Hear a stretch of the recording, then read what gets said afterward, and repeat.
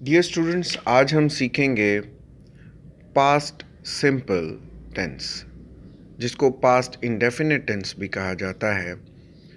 आमतौर पर present simple tense या प्रेजेंट इंडेफिनिट टेंस के बाद जो स्ट्रक्चर के एतबार से सबसे मुश्किल टेंस समझा जाता है स्टूडेंट्स के यहाँ, उसको पास्ट सिंपल टेंस कहा जाता है। तो आज हम देखते हैं कि प्रेजेंट सिंपल में पास्ट सिंपल में क्या डिफरेंस है और पास्ट सिंपल को किस तरह से जो है हम लोग मास्टर कर सकते हैं।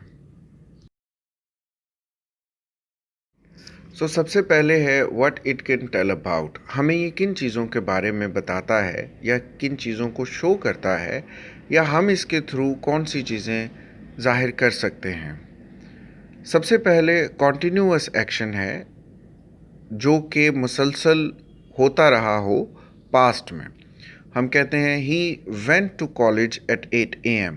वो 8 बजे कॉलेज जाता था, कॉन्टिन्यूअस था उसका काम, या जब हमने देखा तो वो उस वक्त कॉलेज जा रहा था। At the time when we saw him he went to college. फिर एक कॉन्टिन्यूअल एक्शन है जो ब्रेक्स के साथ होता है। पास्ट में कोई ब्रेक्स के साथ एक्शन होता रहा हो। He visited Lahore every Sunday. वो हर इतवार को लाहौर जाया करता था। ये उसका कॉन्टिन्यूअल एक्शन था। फिर आपकी रूटीन है आई वोक अप एट 7 AM। मैं 7 बजे उठता था या 7 बजे उठा करता था। तो इसमें वो चीज़ नहीं है था, ती थी। ये एक चीज़ आमतौर पर स्टूडेंट्स के जहन में होता है जब आप ट्रांसलेट, बिकॉज आपकी बेसिक जो लैंग्वेज है आप उससे ट्रांसलेट करते हो इंग्लिश में। तो जी वो जाता था, वो खेलता था, मैं उठता था, तो ऐसी चीज़ नहीं है। मैं उठा करता था या मैं 7 बजे उठा या मैं 7 बजे उठता था, तो ये तीनों जुमले हो सकते हैं। अंग्रेज़ी उनकी सेम ही है। मैं 7 बजे उठा करता था, मैं 7 बजे उठता था, या मैं 7 बजे उठा, जागा। तो I woke up at 7 AM। अंग्रेज़ी इनकी सेम है। आपकी habits, I took tea after lunch every day. मैं लंच के बाद रोज़ाना चाय पिया करता था या मैं रोज़ाना चाय पीता था लंच के बाद। So I took tea after lunch every day.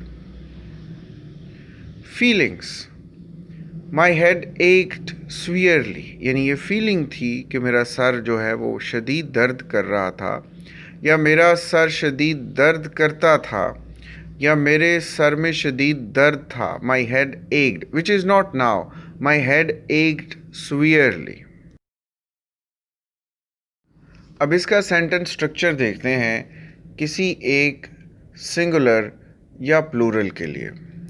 हमारा जो सेंटेंस स्ट्रक्चर है प्रेजेंट सिंपल में अलग है, सिंगुलर सब्जेक्ट्स के लिए और प्लूरल के लिए अलग है। लेकिन यहाँ पे जो पास्ट सिंपल है उसमें सेम स्ट्रक्चर रहेगा। ये भी एक और आसानी है, ये एक आसान बात है। एक और आसान बात आपके लिए जहन में रखना ज़रूरी है कि सेंटेंस स्ट्रक्चर में जो पॉजिटिव सेंटेंस है सिर्फ उसमें सेकंड फॉर्म इस्तेमाल होगा वर्ब का। जैसे यहाँ पे आपको नज़र आ रहा होगा सब्जेक्ट और उसके बाद सेकंड फॉर्म, फिर ऑब्जेक्ट आएगा और फुल स्टॉप। ये सबके साथ ऐसा है। और नेगेटिव में डिड नॉट के बाद फर्स्ट वर्ब, यानी पहले पॉजिटिव सेंटेंस के बाद जितने भी सेंटेंसेस होंगे पास्ट सिंपल में उन सब के साथ फर्स्ट वर्ब ही इस्तेमाल होगा, क्योंकि हेल्पिंग वर्ब जो हमारा डू था उसकी हमने सेकंड फॉर्म कर दी, डिड कर दी। तो जो हमारा मेन वर्ब है उसकी फर्स्ट फॉर्म ही हम इस्तेमाल किया करेंगे। तो लिहाजा देखते हैं इसके पॉजिटिव सेंटेंस में सब्जेक्ट, सेकंड वर्ब, ऑब्जेक्ट। और नेगेटिव सेंटेंस में आप डिड नॉट करेंगे और फर्स्ट वर्ब हो जाएगा जी। और इंट्रोगेटिव करना है तो ऑब्वियसली हम लोग हेल्पिंग वर्ब को बाहर लेके आते हैं या ऑक्सिलरी को बाहर लेके आएंगे सेंटेंस के स्टार्ट में। तो डिड सेंटेंस के स्टार्ट में आ गया, उसके बाद सब्जेक्ट, फिर वर्ब और ऑब्जेक्ट। नेगेटिव इंट्रोगेटिव में जिस तरह डिड के बाद सब्जेक्ट, फिर नॉट, फिर फर्स्ट वर्ब और ऑब्जेक्ट और क्वेश्चन मार्क आखिर में। जब भी आप सेंटेंसेस को ट्रांसलेट कर रहे हैं या सेंटेंसेस खुद बना रहे हैं तो आप इसका जो ये टेबल है जो आपके सामने है इसका स्क्रीनशॉट ले सकते हैं या इसको होल्ड करके पॉज करके वीडियो को, तो आप अपने स्ट्रक्चर को फॉलो कर सकते हैं। जब तक आप स्ट्रक्चर फॉलो नहीं करेंगे आपके लिए सेंटेंस को ग्रामेटिकली एक्यूरेट करना मुश्किल होगा। अब इसका सैम्पल सेंटेंस देखते हैं। सैम्पल सेंटेंस में पॉजिटिव जुमला है सबसे पहले, उसमें आपको सब्जेक्ट्स दो लिखे नज़र आ रहे हैं, ही स्लैश वी। तो ये ही और वी जो है, ही सिंगुलर्स को रिप्रेजेंट कर रहा है और वी जो है वो प्लूरल्स को रिप्रेजेंट कर रहा है। यानी कोई भी यहाँ पे हो सकता है, सिंगुलर या प्लूरल सब्जेक्ट हो। तो ही वेंट टू स्कूल, वो स्कूल जाता था या वो स्कूल गया या वो स्कूल जाया करता था। तो या वी वेंट टू स्कूल, हम स्कूल जाते थे, हम स्कूल गए या हम स्कूल जाया करते थे। उर्दू कुछ भी हो, आप उसकी अंग्रेज़ी यही लिखेंगे। नेगेटिव में आपको नज़र आ रहा होगा वही जो स्ट्रक्चर मैंने आपको पिछली स्लाइड में डिस्कस किया वो यहाँ पे अप्लाई हो रहा है। सब्जेक्ट और did not, he did not go to school, वो स्कूल नहीं जाता था या वो स्कूल ना गया या वो स्कूल नहीं जाया करता था। या we did not go to school. फिर आगे इंट्रोगेटिव में डिड ही या did we go to school, क्या हम स्कूल गए, क्या हम स्कूल जाया करते थे या क्या हम स्कूल जाते थे। नेगेटिव इंट्रोगेटिव, डिड ही और we not go to school, क्या हम स्कूल नहीं जाते थे या क्या हम स्कूल ना गए।